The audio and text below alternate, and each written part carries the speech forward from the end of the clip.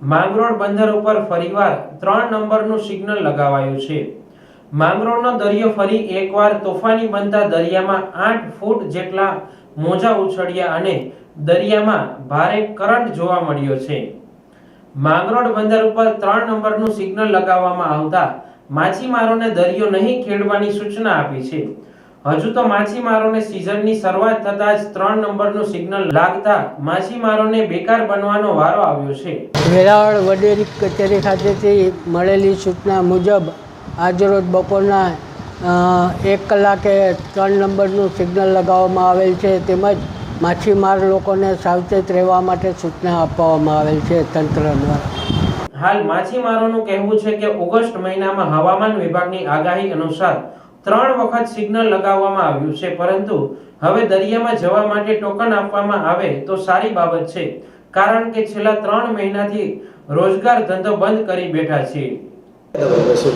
અત્યારે 15મી ઓગસ્ટે ફિશિંગમાં જવાની પરમિશન મળ્યા પછી લગભગ 4-5 દિવસ વાતાવરણ નોર્મલ થયું। એ પછી લગભગ આજે 3 વખત 15 દિવસમાં અંદર વોર્નિંગ સિગ્નલ્સ લાગી ગયા છે કે માછીમારોએ દરિયો ના ખેડવો, ફિશિંગમાં ના જવું। વાતાવરણની વેધર ફોરકાસ્ટની ઇન્ફોર્મેશનના આધારે સિગ્નલ લાગેલા છે।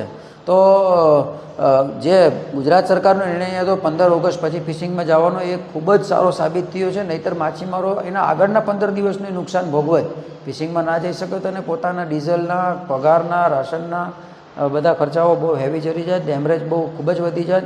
તો આ ગુજરાત સરકારનો નિર્ણય ખૂબ જ સારો હતો, એનાથી માછીમારોને ફાયદો થયો છે અને છેલ્લા 3-4 દિવસથી દરિયાનું વાતાવરણ નોર્મલ જેવું દેખાય છે।